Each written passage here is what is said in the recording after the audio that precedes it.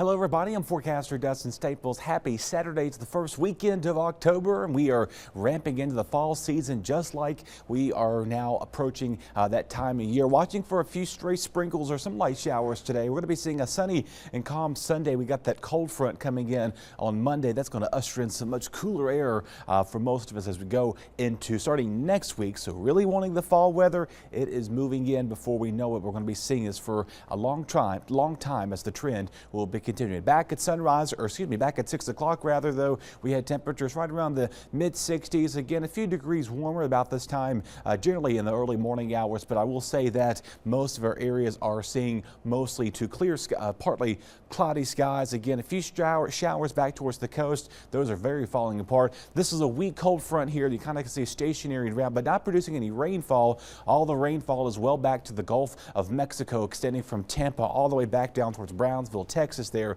watching for a disturbance that could get named over the coming days. It's got a high percentage of that. We'll get to that in just a second, though. But meanwhile, Kirk is still a powerhouse hurricane staying in the open Atlantic, creating possibly some large swells somewhat Sunday into Monday for our area, but it's going to be very isolated in spots. So if you know folks traveling along the East Coast, watch out for that. Becomes a Cat 1, then turns into a remnant low as it heads towards portions of Spain and England out there, giving them a rain event with this too. Hurricane Leslie not going to be becoming a powerhouse hurricane anytime soon.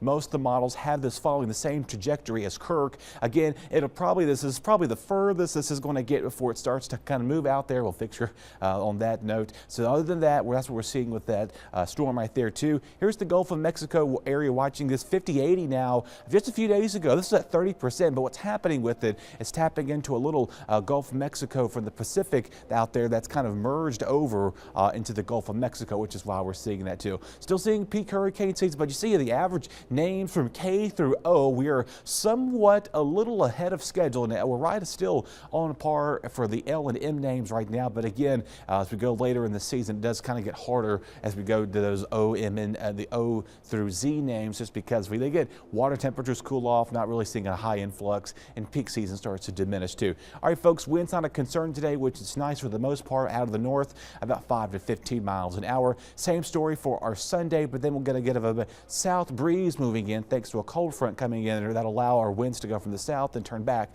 to the north later in the next week. All right, cloudy skies here, partly cloudy in the afternoon, a few stray showers and sprinkles, but I do think most areas will remain dry for the most part today. Not going to be seeing any high chances of precipitation for our Saturday. Quiet, mostly sunny skies for the general most part, and then again that cold front starts to come in our region, giving us little rain chances there for Saturday. And going into Sunday, right now not seeing a little bit of anything that's eye-catching with that. Here's that Gulf system here. This could either become a tropical storm or some form of a possible low-end hurricane, maybe as early as Tuesday or Wednesday. Right now, if you know folks in Central Florida, give them a heads up, check them on them, make sure they're okay. This time around, we're not going to go towards the northern portion like we saw with the other system we had recently there. Again, it's not going to be impacting that, but it's going to give us possibly some folks down towards the Gulf areas right around that several inches of rain. Forecast model guidance has between about 5 to 10 inches in Central Florida expected. So bring things back home here as perspective. No rain here, no heavy rain expected. Dew points are going to start to relax and feel very comfortable here. Again, that cold front's going to knock our temperatures down about 8 to 10 degrees on Tuesday. We're going to stay in the 70s through much of next week right now. Again, Mumfest is looking pretty nice with lots of sunshine. Your overnight lows go from the 60s to the upper 40s to 50 degrees.